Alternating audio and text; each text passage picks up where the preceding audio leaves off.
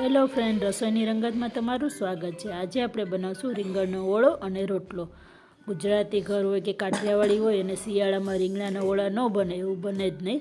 તો મેં અહીંયા રીંગણું લીધું છે, એ છે 300 થી 400 ગ્રામ જેટલું। વચ્ચે આપણે કટ પાડી લેશું અને જોઈ લેશું કે ખરાબ નથી, અને ઉપરથી તેલ લગાવી ને આપણે રીંગણાને શેકી લેશું। જો તમને મારી રેસીપી પસંદ આવતી હોય તો લાઈક કરો, શેર કરો અને સબસ્ક્રાઈબ કરો। અને જો તમે ફેસબુક ઉપર જોતા હોય તો મારા પેજને ફોલો કરો। હવે આપણું રીંગણું શેકાઈ ગયું છે અને રીંગણું ઠંડુ થાય ત્યાં સુધીમાં આપણે બાજરાનો રોટલો બનાવી લેશું। તો 1 કપ મેં બાજરાનો લોટ લીધો છે, એમાં મીઠું નાખ્યું છે થોડું, અને પાણી નાખી અને આપણે એને રોટલો તૈયાર કરીશું। અને રોટલાના લોટને આપણે એમ કહેવાય છે કે 7 પાણીનો જો રોટલો બને એ ખૂબ જ મીઠો બનતો હોય છે, અને રોટલાને જેમ તમે મસળશો એમ વધારે ટેસ્ટી બનશે। તો આ રીતના તમે હાથેથી થેપીને અથવા તો પાટલી ઉપર પણ તમે રોટલો બનાવી શકો છો।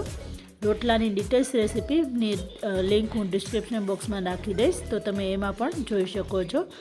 રોટલો આપણો તૈયાર થઈ ગયો છે। હવે એને આપણે માટીની તાવડી આવે છે એમાં આપણે બંને સાઈડ સરખી રીતના શેકી લેશું।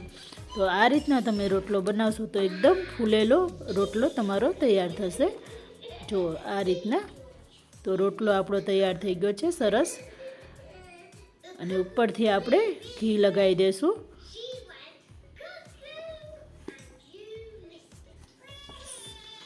હવે આપણે ઓળાની પ્રિપરેશન કરશું। તો ઓળા માટે મેં 3 ચમચી જેટલું તેલ લીધું છે, એમાં આપણે ચપટી હિંગ નાખીશું।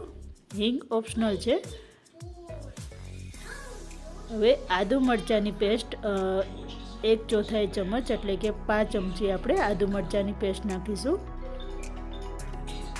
અને સરખી રીતના આપણે એને સાતળી લઈશું। તમે લીલું લસણ પણ અહીંયા નાખી શકો છો। હવે ડુંગળી અને ટમેટાં, 2 ટમેટાં અને 2 ડુંગળીના મેં કટકા કરી લીધા છે, એ પણ આપણે નાખીશું।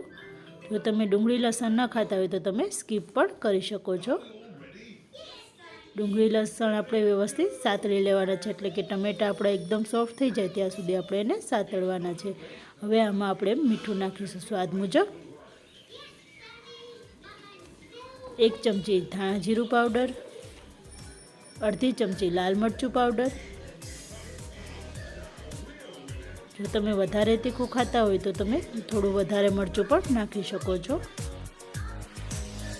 1 ચમચી મેં લસણવાળી ચટણી લીધી છે, એ પણ આપણે નાખીશું। લસણવાળી ચટણી નાખવાથી ઓળાનો ટેસ્ટ ખૂબ સારો આવતો હોય છે। ચટણી થોડીક શેકાઈ જાય તેલમાં ત્યાં સુધી આપણે એને સાતળી લેશું આ રીતના।